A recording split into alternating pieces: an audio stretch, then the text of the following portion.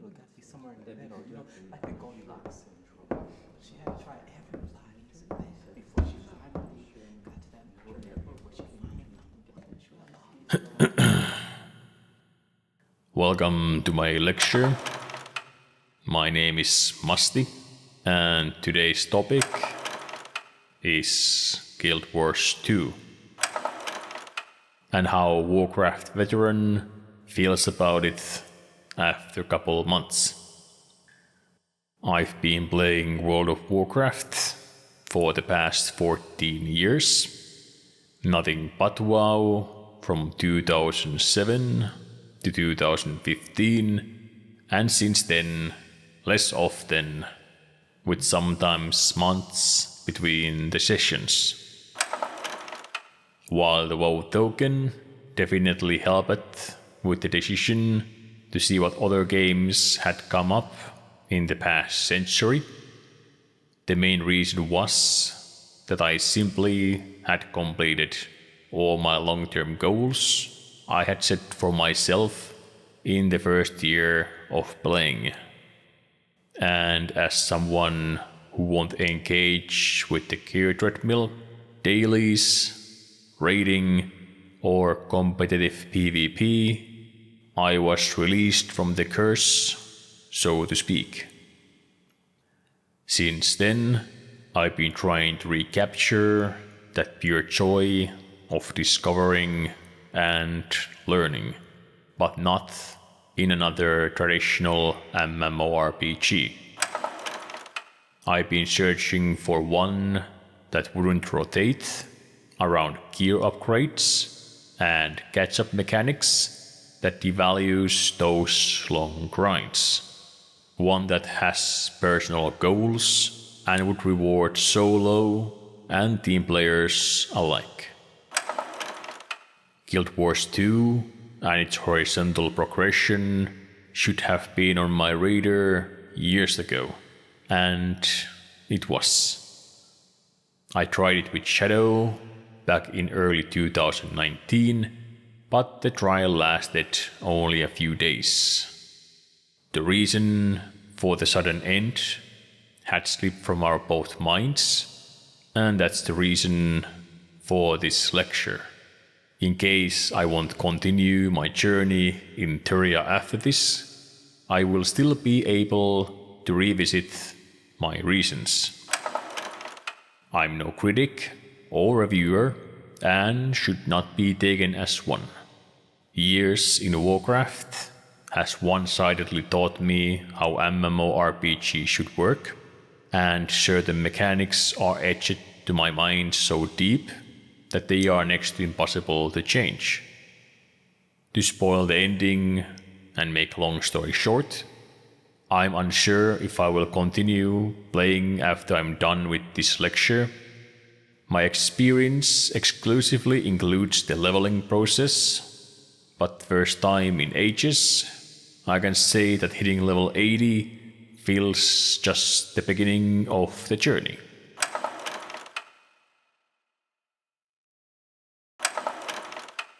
Like WoW, Guild Wars has stylized graphics, and that's something I've always been drawn to. Not only it visually pleases my eye, but it will stand the test of time where others might look rough only years later. While our expectations in graphics changes almost yearly, so does our needs in the user interface. ArenaNet decided to stay quite true to the UI in Guild Wars 1, which was released back in April 2005, 2 months after Warcraft's EU launch. Neither game's UI hasn't aged any better, but the difference is that where Blizzard failed to evolve, a skillful modding community provided instead. This hasn't been the case in the Guild Wars. "We want you to play the game, not the UI," is a quote I've read multiple times over the past few weeks. But when the target's health bar and conditions are up here, Your health bar, boons and cooldowns down here. Party members over there. An enemy whose animations are cues for its actions instead of using the cast bar behind me here. I often do feel like I'm playing the UI and not the game. My eyes tend to dart around the screen, compared to WoW, where all the information is close to my character, and I can play the game while taking the information from my peripheral vision. I have smaller screens now, but I can only imagine how it would be to play the Guild Wars with my old 48-inch TVs as monitors. I understand that there can be technical limitations to what can and can't be done, but I don't think that's the case here. Some of my issues with the UI isn't even combat related, and while not being major issues, they are the ones that annoyed me daily. These would include things like lack of jack to specific bindings, or no option to change chat colors. There was no hotbars for items, so you could bind foods, potions, toys, scrappers, and other possible items to keys. Item tooltip shows how many of them you have in your bank or material bank, but not on the other characters, which would be helpful with bank cards. You can't filter objects, like hearts, out of the compass for the days when you just want to explore, and there's no option for windowed world map. I had difficulties to know other players' professions when tooltips don't mention them, and bot rates has elite specialization logos instead of the core profession ones. Then there are two issues that have sparked a lot of conversations on the internet, and they would be trading and the inspect features. While reading about trading, or a lack of it, I stumbled on thread with staff's answer and will take that as an official statement. If the trading has done badly, there always will be players scamming players, and that's the game's fault. But as long the trade has to be confirmed by both parties, each time any changes to the window has been done, there shouldn't be any issues. There could be cases where the other party doesn't know the value of the item they are selling or buying, but I wouldn't call that scamming, since both parties are responsible to research the price for the items that's been traded and to make agreed price for it.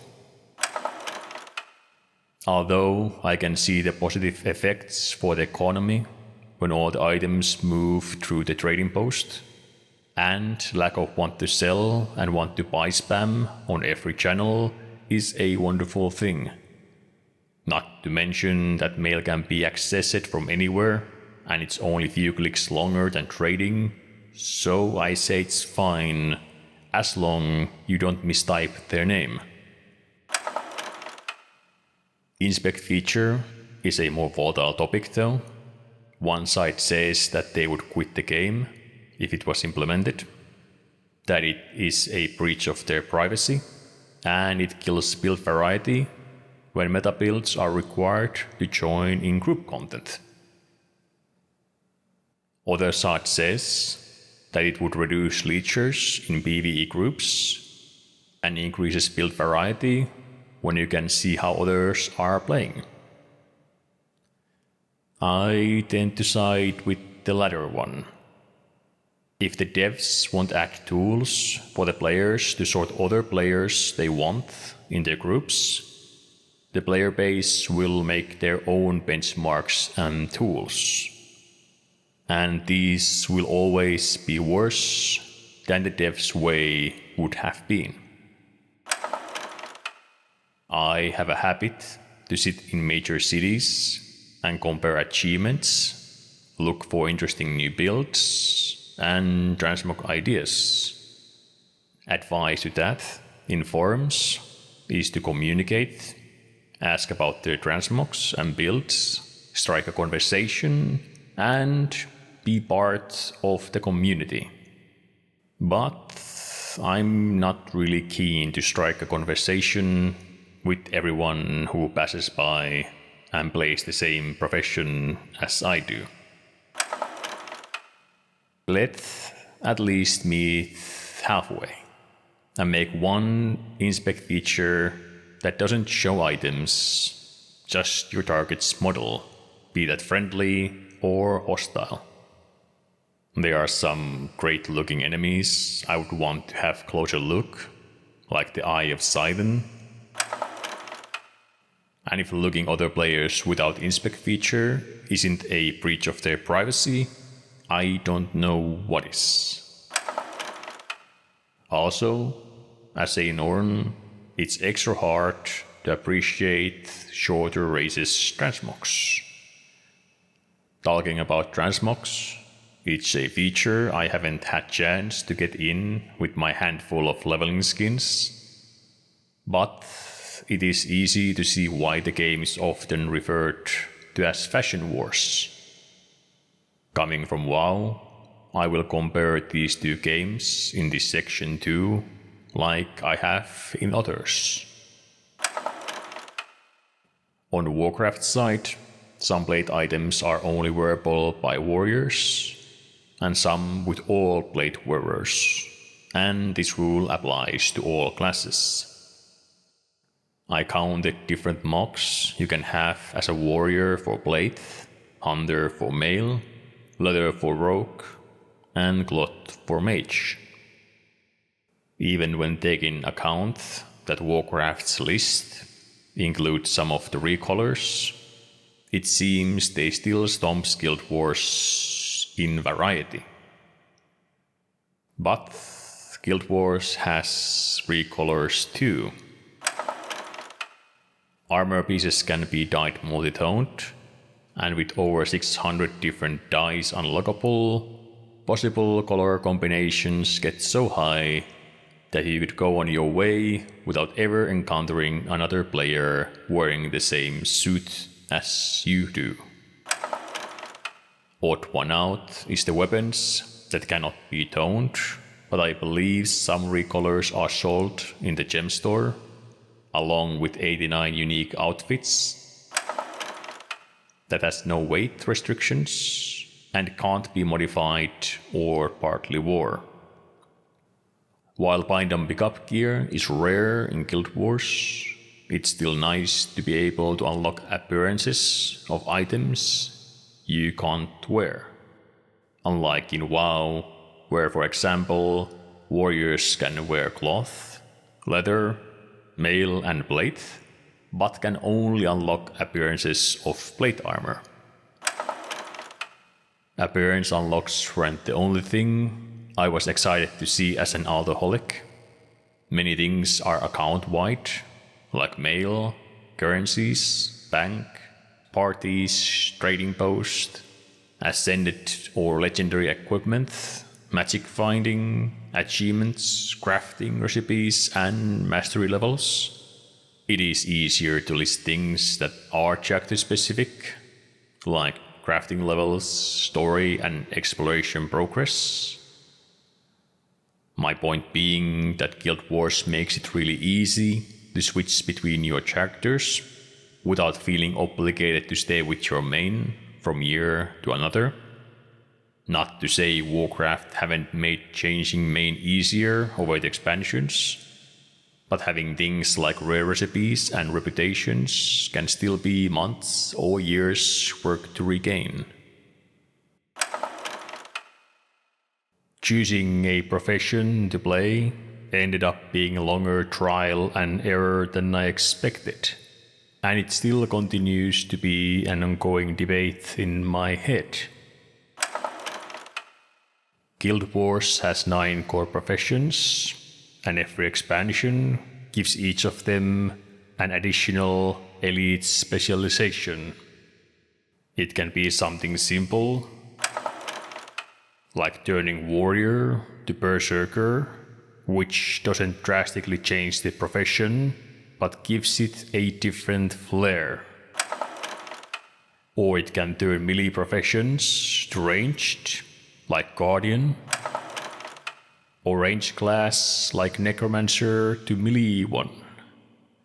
In a sense, you aren't choosing what profession you want to play, but what elite specialization at max level you would want to play as. This especially applies now, when the new expansion is on the horizon, with third specialization coming with it, and you would guess it ends up being stronger than the 3 previous ones, at least for some time. What if you don't like the core class, but think you would enjoy the elite specialization? Do you go through the leveling and unlocking just to see if you like it? Or do you choose the preferred core profession even though you have no interest in the elite specialization? While it's true that you can try all the builds at any level against the training dummies, but this didn't help me, since I need to slowly progress with a character before I get good feel for it.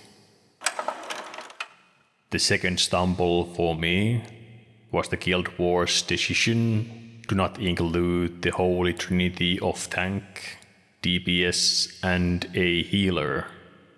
There is no threat system, so everyone takes damage equally, and there's no targetable heals, so everyone heals others around them.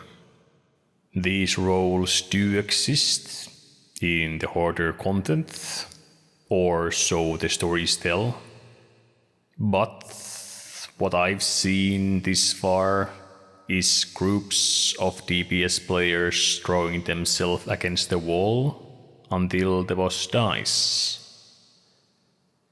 My 2-month-long journey went something like this.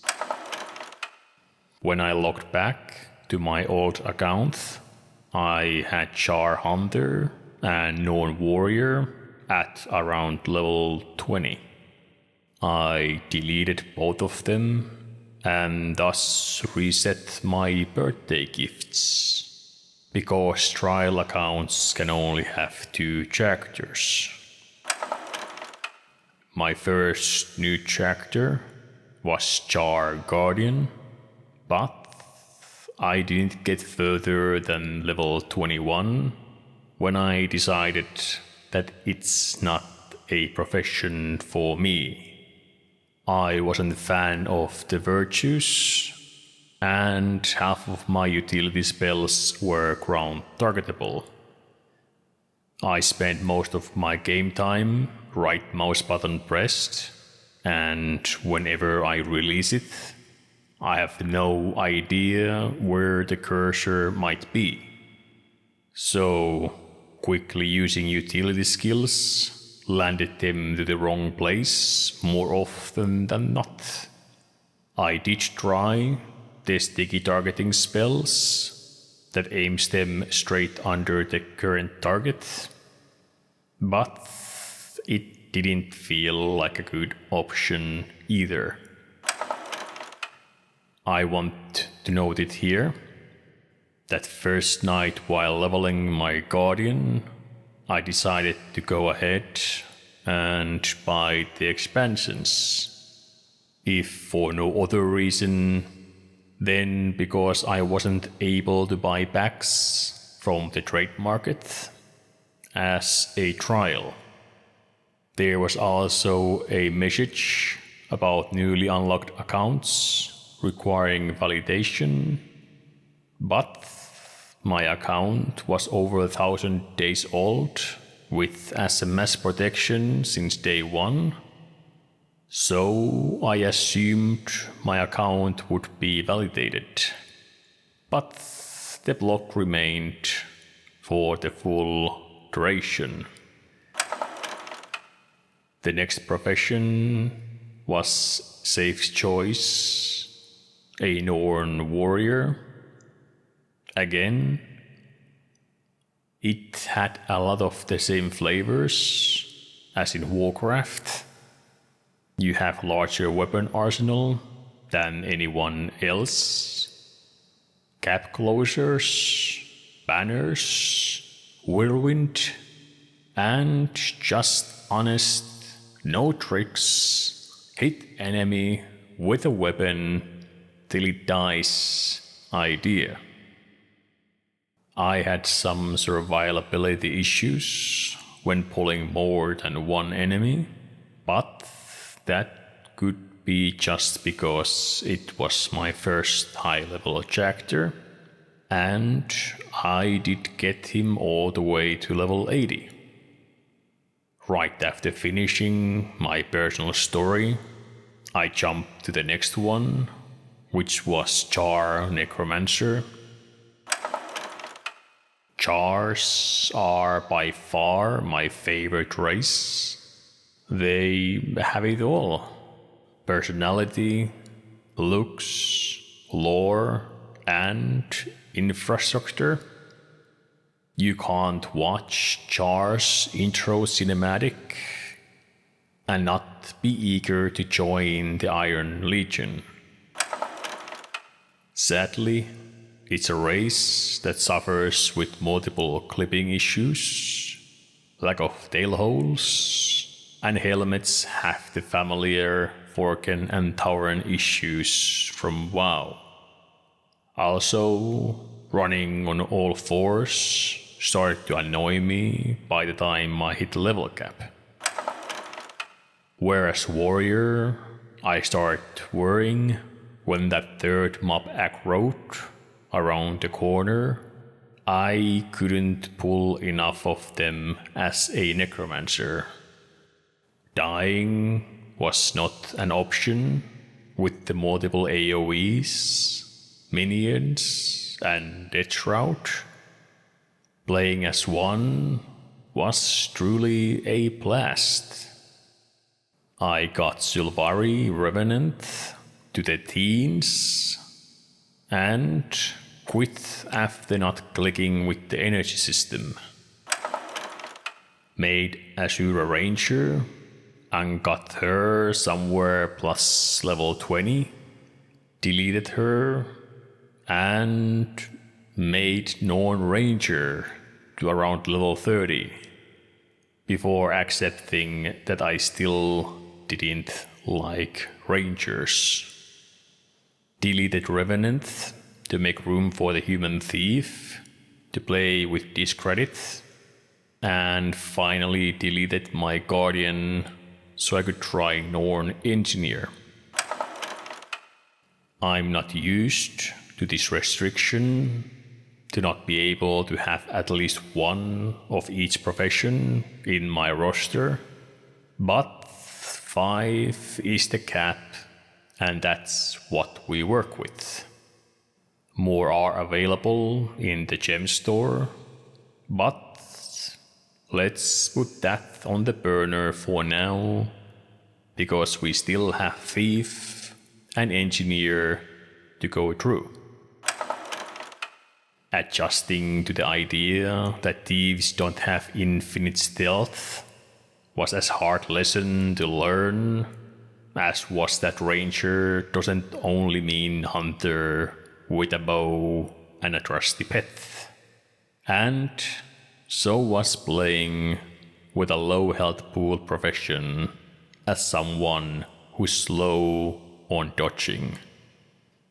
This quickly turned me away from being a silent assassin to a loud pistol shooting pirate.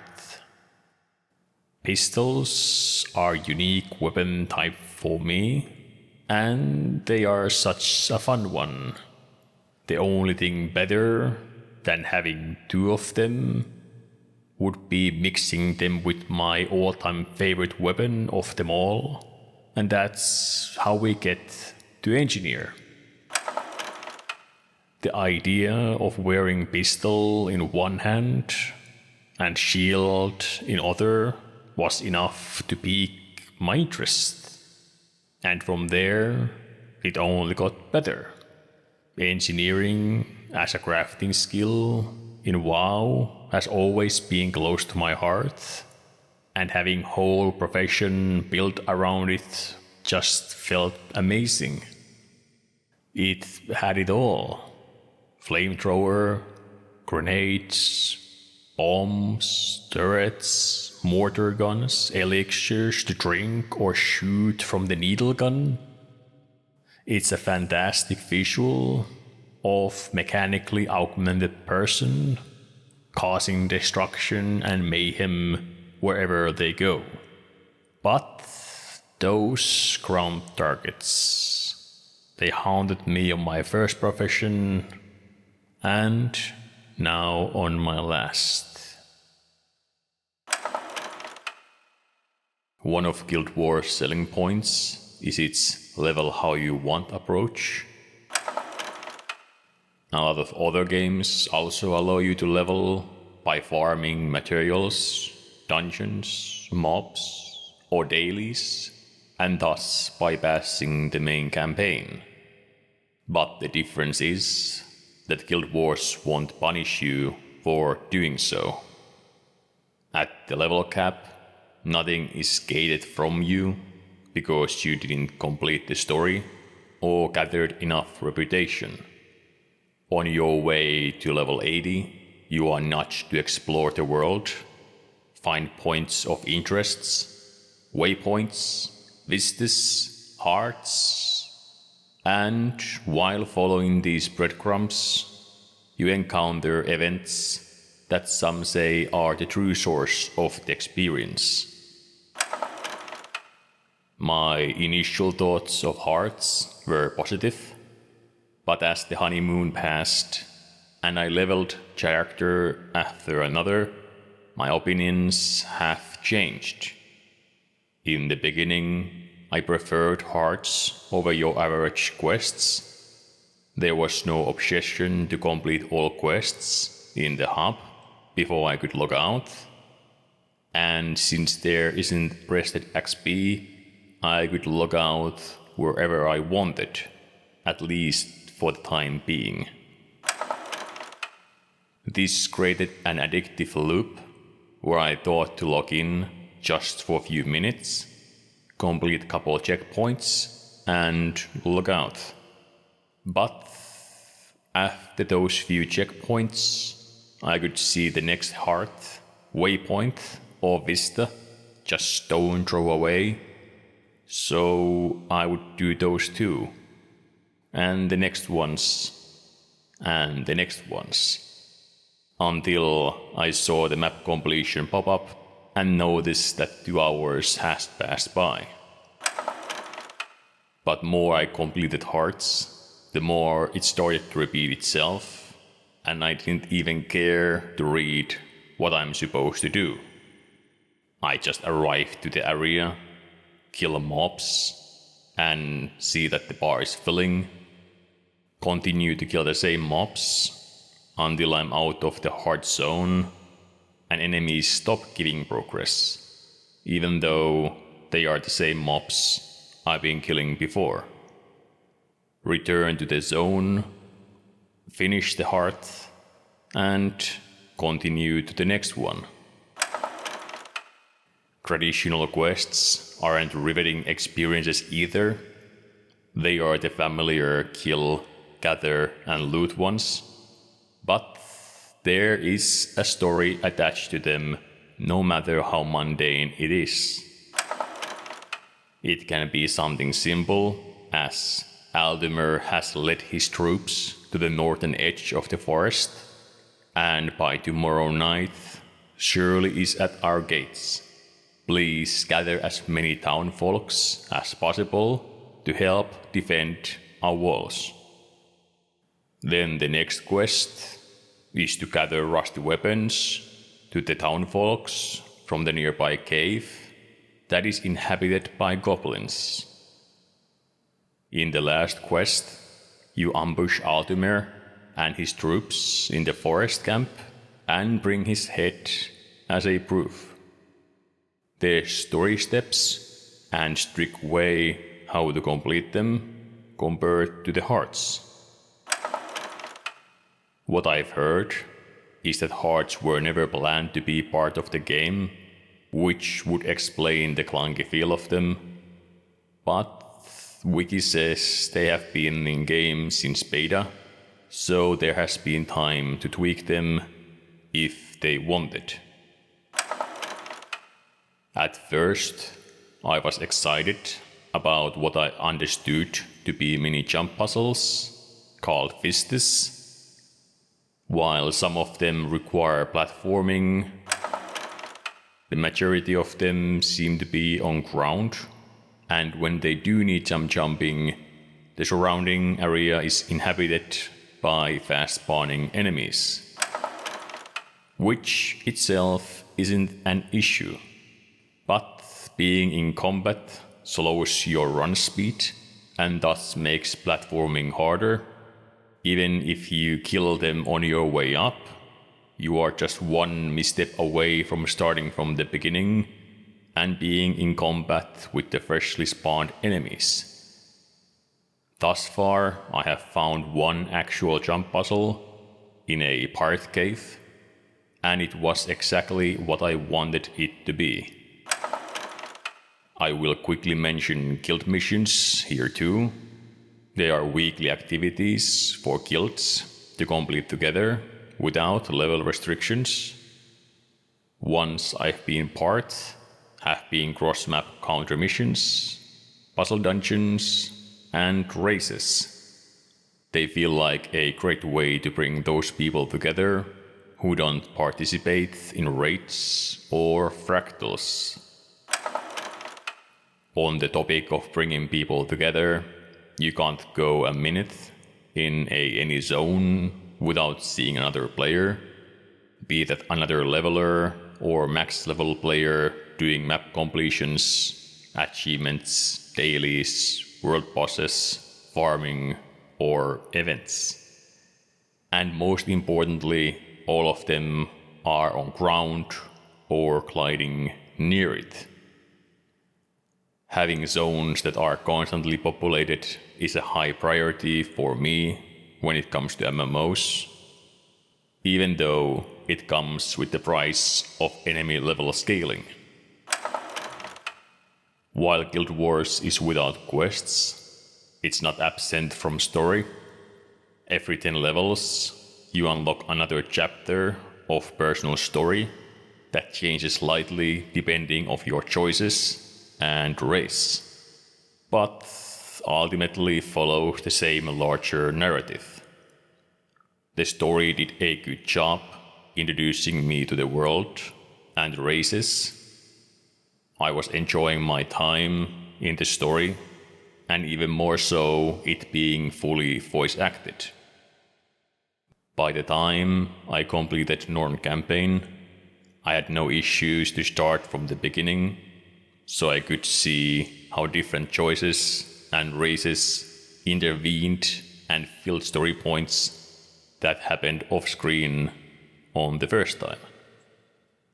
I've been told that the storytelling gets better on the expansions, and I am intrigued to see where it goes from here, even though the first Living World chapter is no longer playable. Originally, I was worried about Tyria being a bunch of separate instances instead of one full continent without loading screens. Like, wow, I've tried MMOs before that has this approach, and the zones always ended up feeling more like narrow corridors than open zones waiting to be explored. Luckily, this wasn't an issue. Zones are large enough that you could spend an evening without never leaving one and forget that the only way out is through the loading screen. Placed together, zones make one seamless map, and my only complaint really is that party members going through the same portal can end up on different map instances on the other side.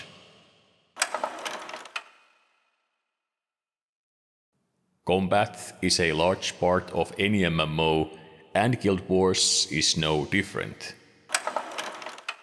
It's said to have one of the most rewarding and engaging systems, with action-based combat, active dodging, choices between free or tap targeting, and unique combo system. But it's just not for me. This was most likely the reason why my first time was cut so short, and I can't say I have fell in love with it in the past 200 hours either. I like global cooldowns, rotations, and phase tanking, the things that are common with standard tap target MMOs. But most of all, I want to have spells in the order I want them to be. Apart from few exceptions, your main hand weapon defines your first 3 skills in the skill bar, and offhand later 2, two-handers having full 5 skills. The system itself is fine, but the spells being always in the same order isn't. For example, my warrior mostly went with one-handed sword and a greatsword. With one-handed sword, gap closure would be the second skill, but with greatsword, it's the third and the fifth, which meant that often I would press wrong buttons when trying to use one. This system breaks the rule that I've upheld since the day I changed from clicking to keybinds.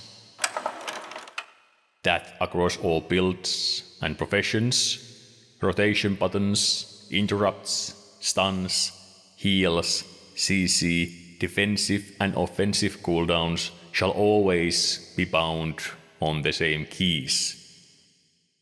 The ability to reorder spells, which would then reset each time you unequip or equip weapon, would be just what I need. Guild Wars justifies its rather small pool of 5 weapon skills with the ability to weapon swap in combat, and thus doubling that. To me, swaps always feel like minimizing the needed buttons for controller support rather than gameplay design.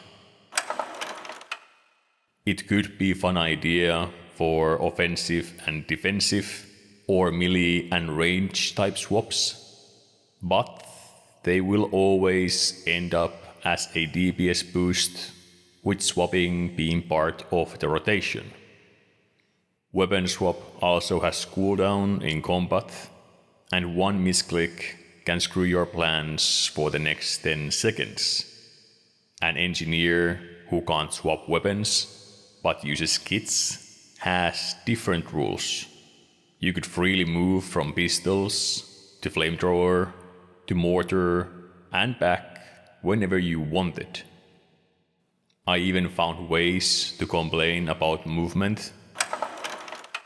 I previously talked about platforming to get vistas and failing because you move slower in combat. The same annoyance applies in exploring maps and not wanting to deal with every mob that stands in your way. It doesn't create a sense of threat or urgency when you still can survive and RP walk past them. If it's made for PvP balance, have it active only in PvP, or if it's for instance PvE content, make it so mobs never lose aggro and will follow until killed. Although this might be the rule in the game already. You can't use spells while in air or mid-jump, and mounts have momentum with turn radius matching the vehicle-like handling. I also don't understand why you strafe slower than run forward, or why your attack cone is just slightly less than 180 degrees, so you can't kite straight away and still attack. Though that too is most likely for PvP reasons. At least you can cast while moving, and there is no mana. With those two changes, Guild Wars have achieved the impossible and made range play fun for me. Even though you have to resummon your minions after every loading screen as a necromancer. And why wouldn't I like range play? I get the easier PvE mechanics that is common on other MMOs too, but I don't lose the mobility of a melee player. I've read that the intention was to plan professions such as melee would always do more damage than ranged. But personally, I rather choose the comfort of standing still and unloading as ranged in boss fights. When in melee range, I can go from full health to downed in the blink of an eye. Ground-based telegraphing might get better in the expansion content, but during leveling I had hard time to read some of the enemy animations. This was harder in melee when my own body was blocking the view to the enemy, and even more so when it's full group with their and enemy spells mixing together. I prefer enemy cast bars and predictable bosses where they do certain things with specific timers or health percents.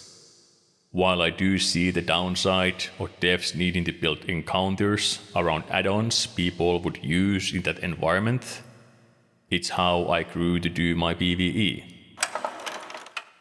Other things I dearly miss is number-based health bars on top of the percentile ones, which can be done with scaling HP, and target of my target.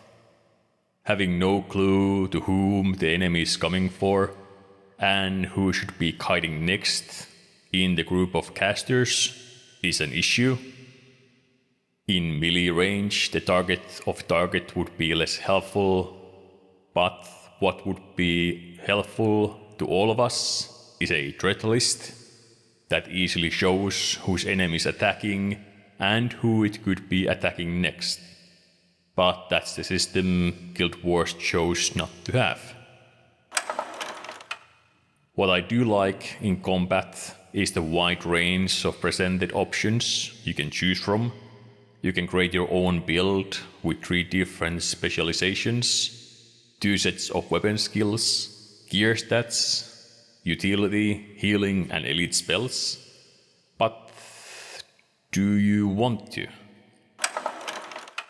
When you play MMO, there's always going to be the best builds, the best stats, and the best rotations. Soon, the meta builds are required to join group content, and despite the best efforts of ArenaNet, there's always going to be a way to find what you are using, and are you doing the damage you should? Are you up to the par what is needed? Although sometimes the needed is not if the boss dies or not, but if the clear time is slightly faster or not. Have no worries, open world is easy. Maybe too easy. You can have any attributes, specializations, spells you want, and you will eventually get to level 80. But do you want to? Wouldn't it make more sense to use meta builds in solo content too? Not only it kills faster, but it also lets you practice. Guild Wars is built around burst and fast idea. The best defense is offense. Warriors play with full berserker gear, double axes, and a greatsword. I did that from the level 50 onwards, but it just wasn't me. The weapon swap in my rotation didn't feel comfortable, and even with large base health, I was often low after the fight. At max level, I chose to do what I wanted, not what I should have. I started choosing Marauder stats, or axe and a shield for melee situations, and rifle for ranged moments. I chose personal enjoyment over performance. My rotation is dead boring, but I can swap to ranged when I'm low health, or in a fight I don't know well.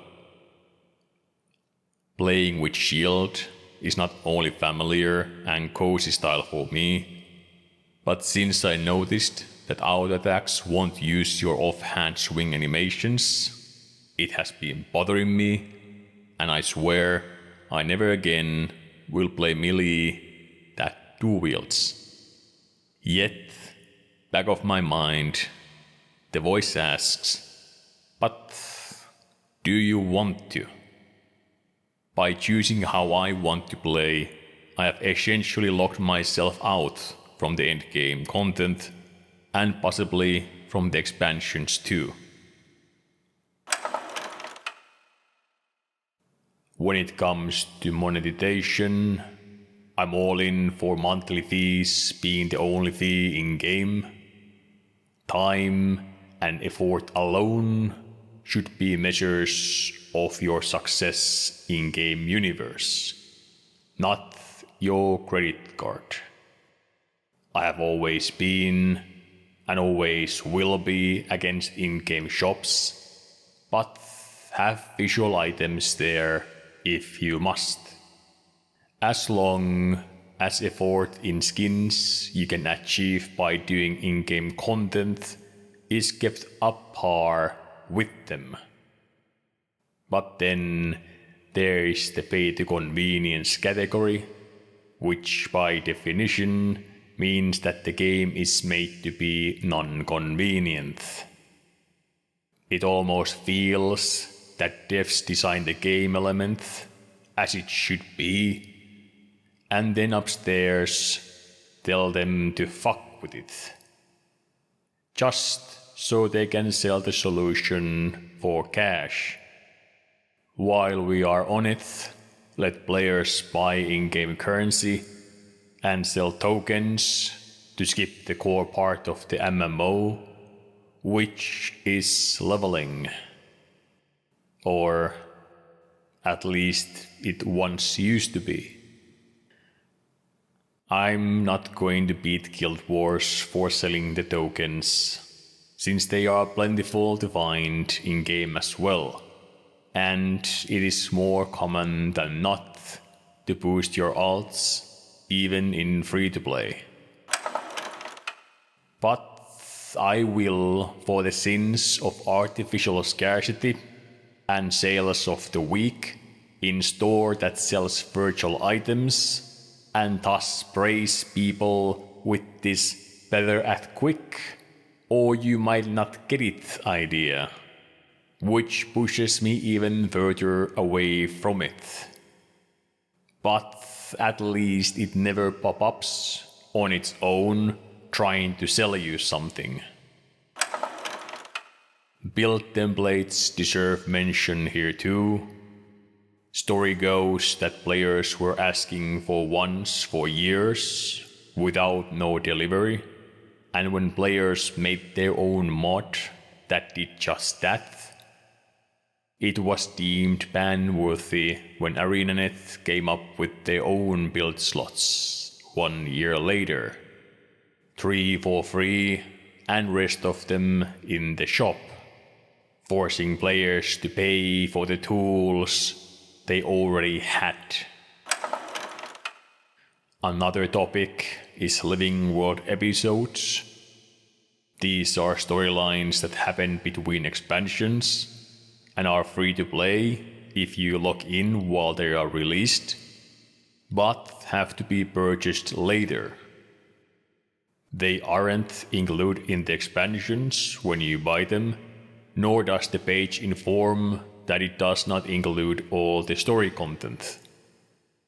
Not everyone plays for the story, so people wouldn't like if the price would be increased with the episodes added in, but an optional bundle or information about them would be appreciated. It almost feels like you've been tricked when you buy expansions, only to learn that you have to spend more money if you want to see the full story. Yes, the first 2 expansions are cheap, but it's more about principle and less about money. What is about money is the convenience items. I could buy some gems every month and pretend it's my way to pay for the sub. But how much it would cost to make the game as convenient as it was designed to be. To have shorter list that would at least sort my current issues, like not being able to play all professions, storage issues, and ability to play the story and continue to already purchased expansions, the list would look something like this. Now, you can trade in-game gold for gems, and that way buy all of these purely by playing the game. While I do appreciate the option to do so, I have no idea how much 12,000 is in gold. Is it something people often have? Or is it something only trade post moguls have? Even then, it eats from the accomplishment and feels like waste of time when you know all that time farmed could be skipped with money. And I'm going to guess that extra hour in factory is worth more than farming for one in-game.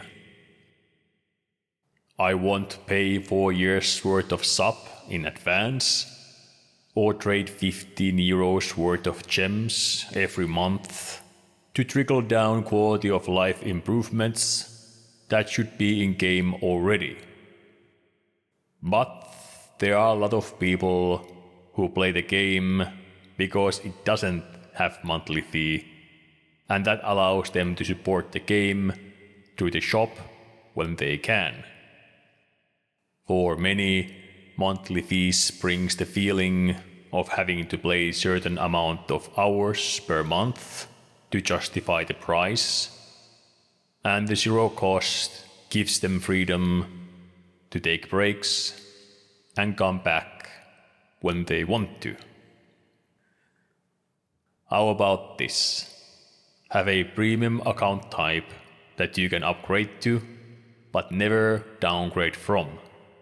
Account type where you pay monthly sub to play, and all the gem shop content is included in the sub fee. People who like the current system could continue as they want, and people like me would end up paying more to ArenaNet than with the current system.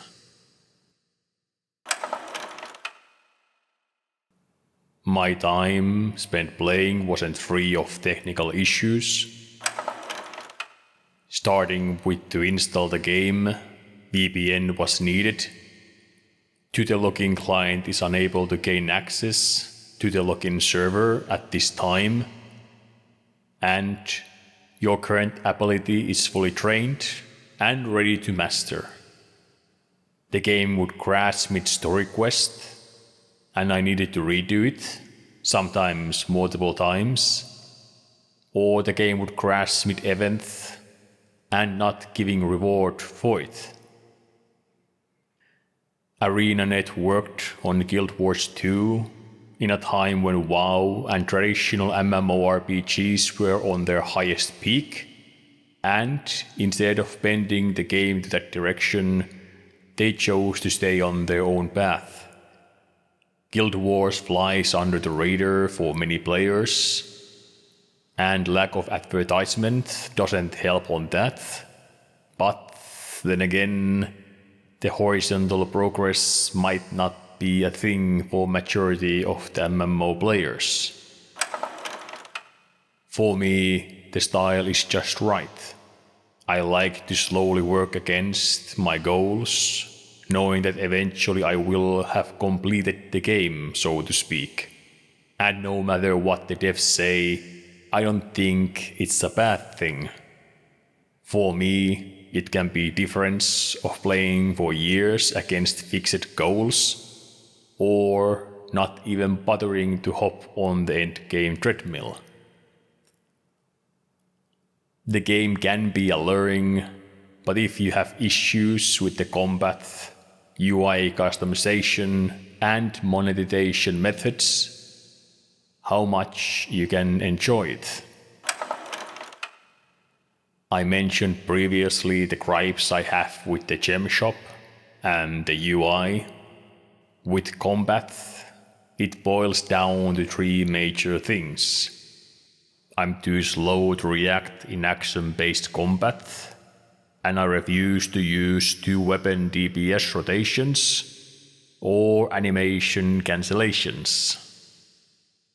Maybe after 1,000 hours played, these issues would fix themselves, and I could and wanted to do those things. But is it worth to continue now when I don't? And what if it doesn't click till after 2,000 hours has been spent in game?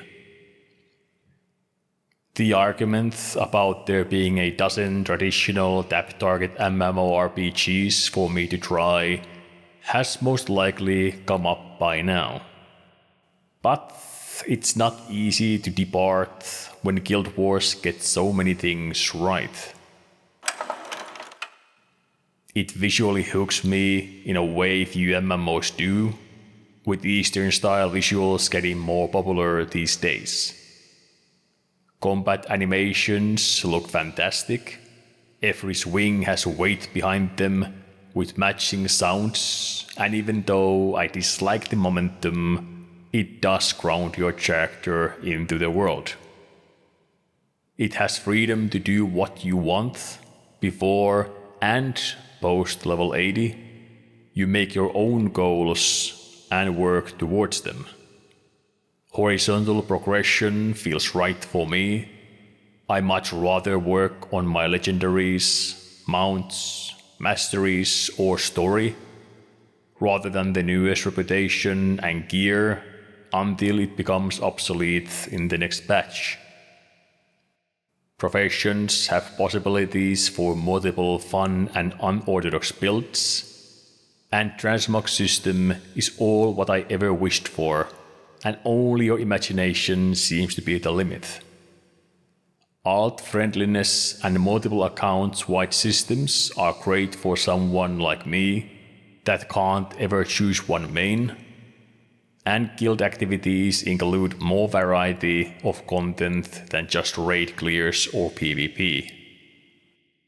While I mostly played alone, and I don't have easy time to blend in with the pre-established guilds, but what I did interact with others, Guild Wars community seems to be all around friendly and helpful. Guild Wars 2 is a game I want to progress and spend time in it, but not with the tools that are given to me.